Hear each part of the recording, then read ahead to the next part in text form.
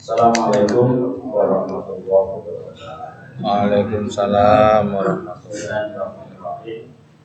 Alhamdulillahirabbil alamin. Nahmaduhu wa nasta'inuhu wa nastaghfiruh. Wa na'udzu billahi min syarri anfusina. Man yahdihillahu fala mudilla lahu wa man yudlil fala hadiya lahu. Asyhadu an la ilaha illallah wahdahu la syarika lahu wa asyhadu anna Muhammadan abduhu wa rasuluh la nabiyya ba'dahu.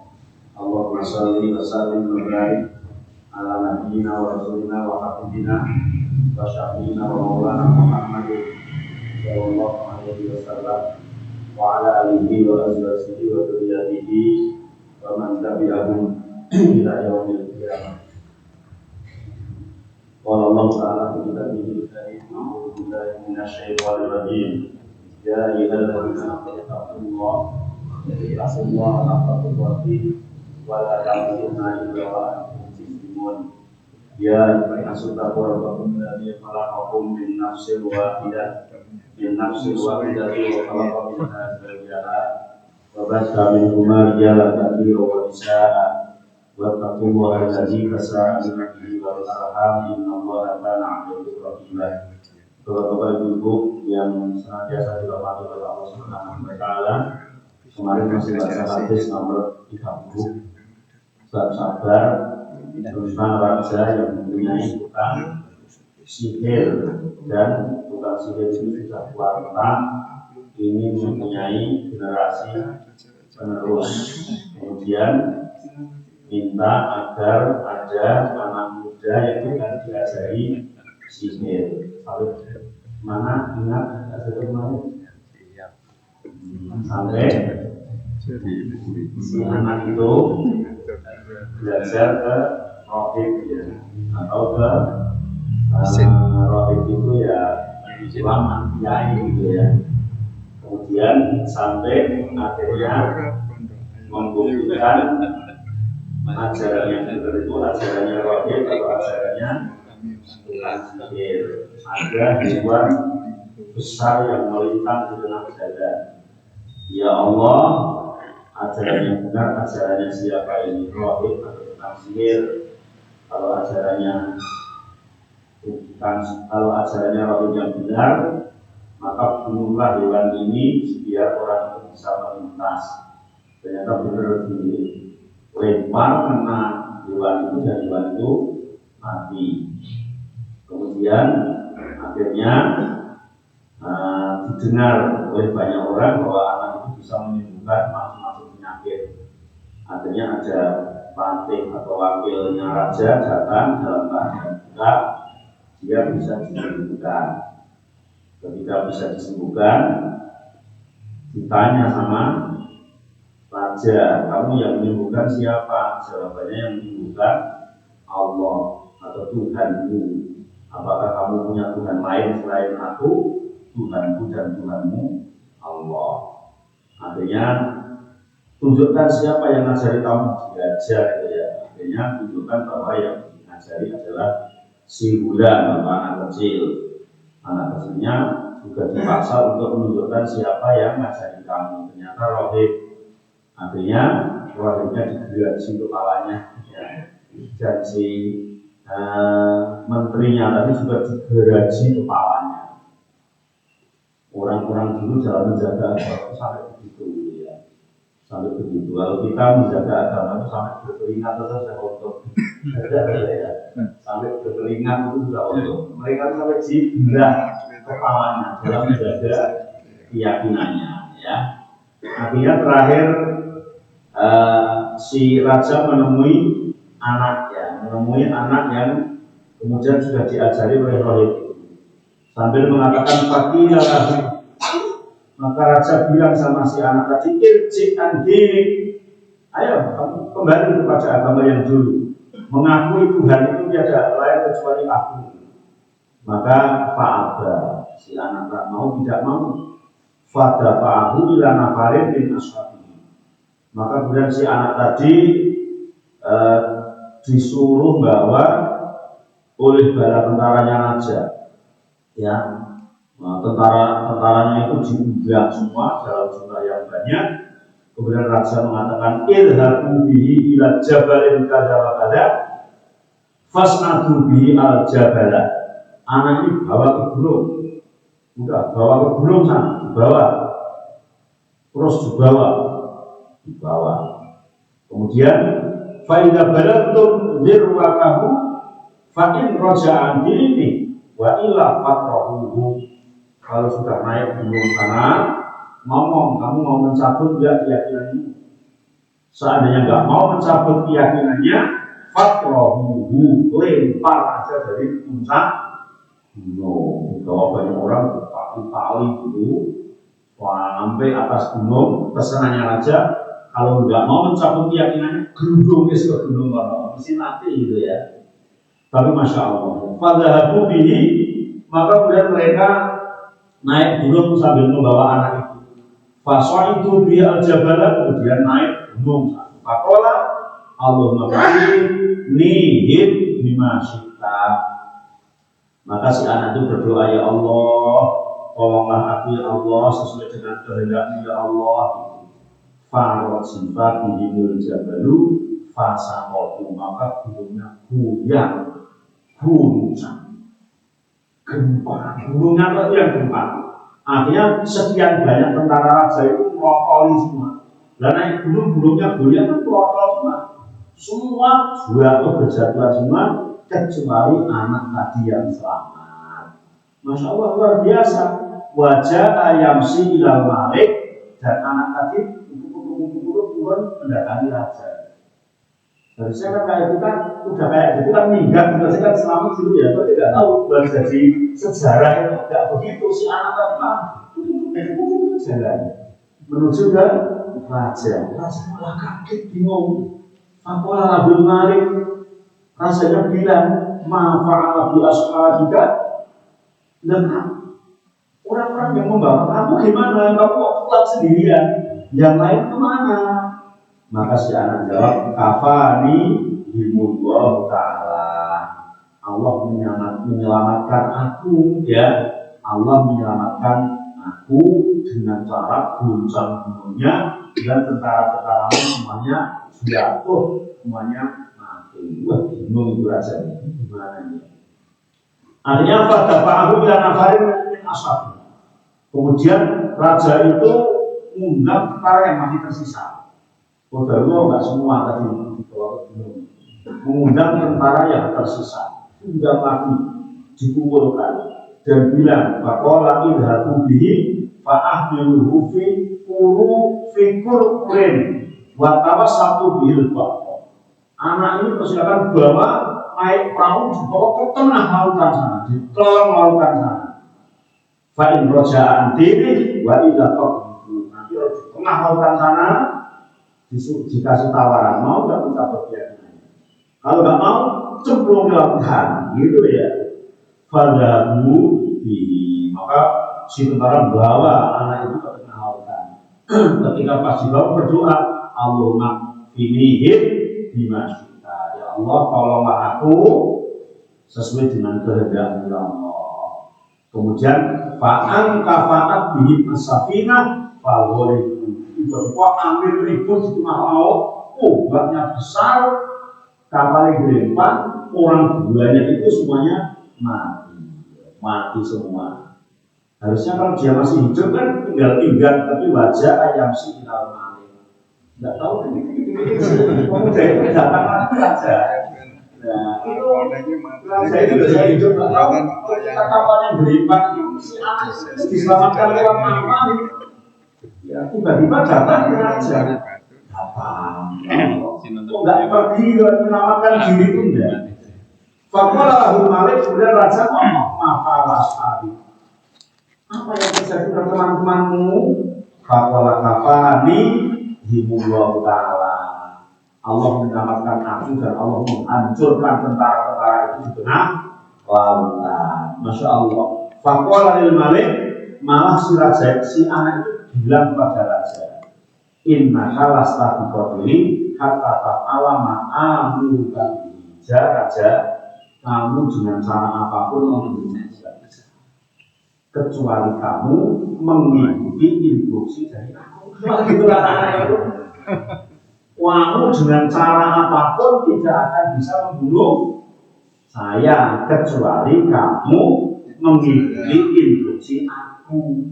Aduh, kalau lama gua, akhirnya raja itu saking pengen membunuhnya itu dia nggak tahu. Harusnya anak raja itu juga memikirkan ini anak pinter harusnya dimulai dengan kerajaan kan gitu ya.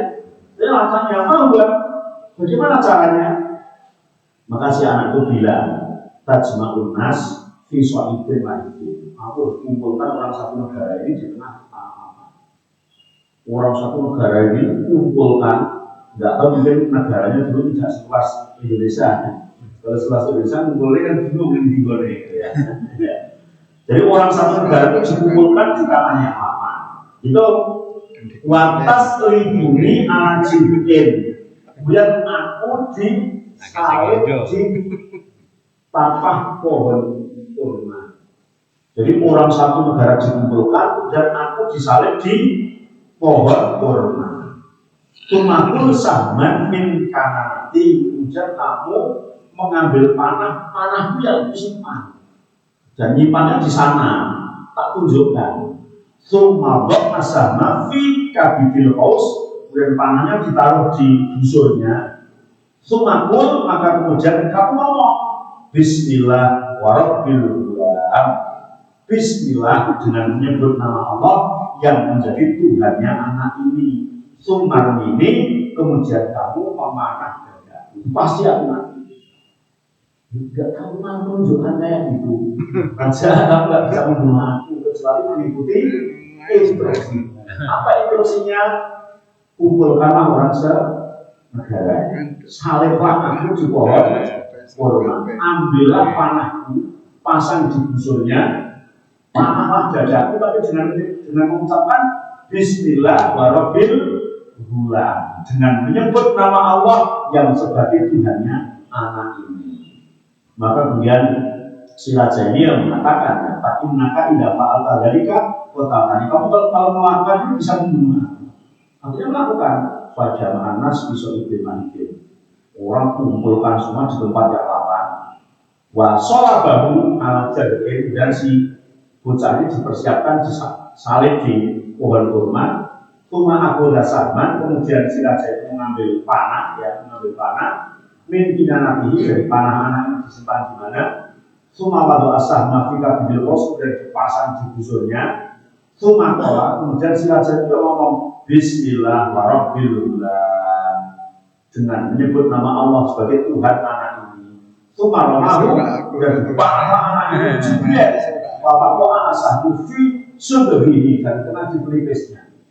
Jibril kena di pelipisnya anak itu ya. Maka berat anak itu mati. Terus apa? Fakolan nas, maka orang seluruh negara yang dikumpulkan di tanah lapang itu mengatakan amanna birabbil gulam. Kami semuanya iman dengan Tuhannya anak itu. Luar biasa.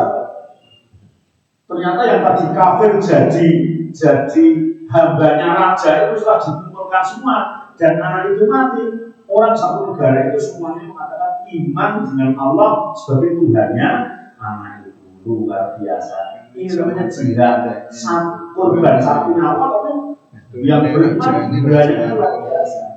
Tapi jangan keliru memberi makna. Kalau jangan keliru memberi makna, kemudian sekarang kadang ada orang yang kemudian menjadi pelaku bom bunuh diri. Katanya niru anak ini tidak tepat. Ya. Ketika dia menjadi pelaku bom bunuh diri, berapa orang yang masuk Islam? Tidak ada, malah Islam dipucak-pucak oleh sampai teroris gitu ya. Nah, makanya tidak tepat. Pendalilan itu tidak tepat. Kalau anak ini benar-benar korban diri, tapi setelah dia mati satu negara sebenarnya masuk Islam, masya Allah, masuk Islam. Ya. Kemudian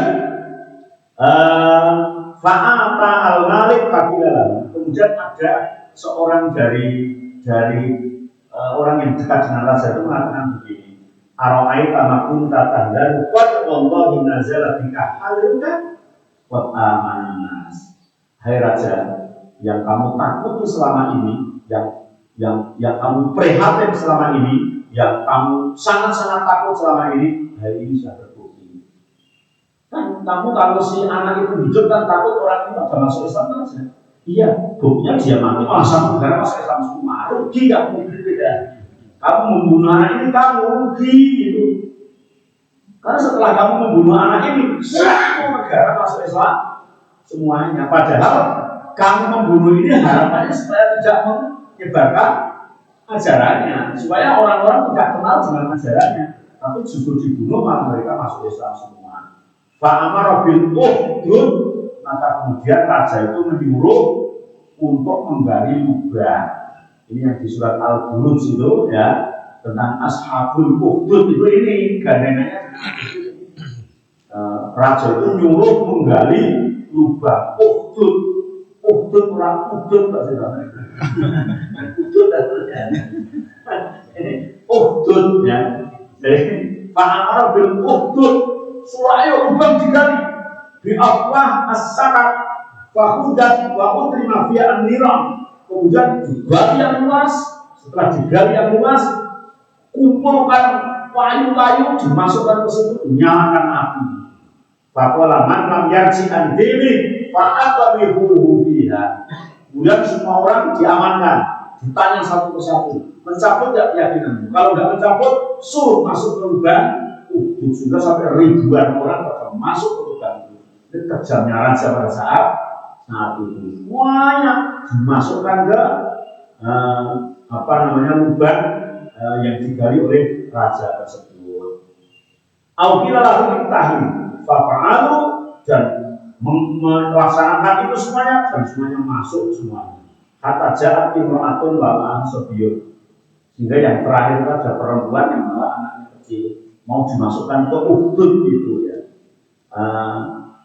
Fatakosat antako apiha.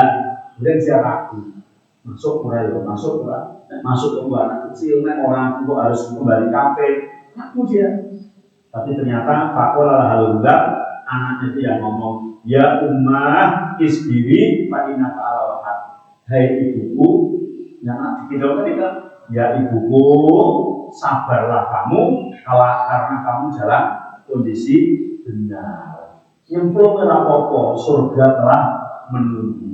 Masya Allah. Ini hadis yang panjang dan ini dimasukkan oleh mu'alif masuk ke dalam kategori bab sabar.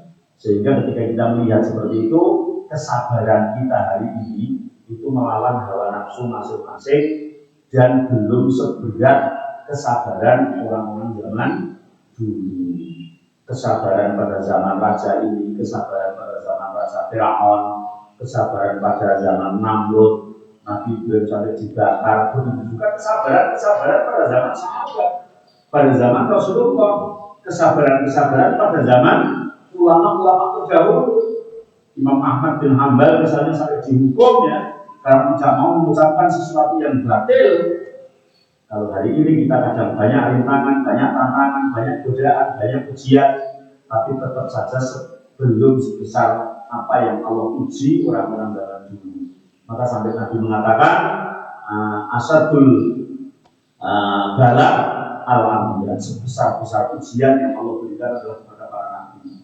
Tumal amsal dan orang yang menyerupai Nabi, orang yang menyerupai Nabi ya. Idza zida alaihi dinu zida alaihi bala. Ketika orang keyakinannya semakin tambah, imannya semakin tambah, maka ujiannya semakin bertambah pula. Semakin bertambah ya. Dan hari ini kita patut bersyukur ya, kita tetap sabar hingga akhir zaman, tapi untuk ujiannya tidak sebagaimana yang Allah uji pada orang-orang terdahulu. Anak itu ujiannya besar luar biasa. Masyarakat yang mengikuti anak itu beriman kepada Allah, ujiannya juga luar biasa. Mungkin kalau kita melihat beberapa tahun yang lalu ya, di zaman tahun 65 sebelumnya ketika Kiai dibakar di Madiun ya, atau ketika 65 ada gerakan G30S dan sebagainya, itu pun juga belum sebesar pada zaman-zaman dulu. Artinya zaman ini sudah lebih aman ya dibanding zaman-zaman terdahulu, akan tetapi kesabaran tetap harus kita pupuk, kita bina sampai roh dan jasad kita terpisah. Karena banyak orang yang sering bertanya, apakah sabar itu ada batasnya? Ada. Apa batasnya? Sampai mati. Sampai nanti ketika kaki kita sudah melangkahkan ke pintu surganya, maka kita sudah berhenti dari sabar. Sebelum itu terus kita sabar dan tidak ada selesainya. Insya Allah membutuhkan faedah dari hadis yang panjang. Sekian, sudah bermanfaat. Subhanakallahumma wa bihamdik, asyhadu an la ilaha illa anta astaghfiruka wa atubu ilaik. Assalamualaikum warahmatullahi wabarakatuh.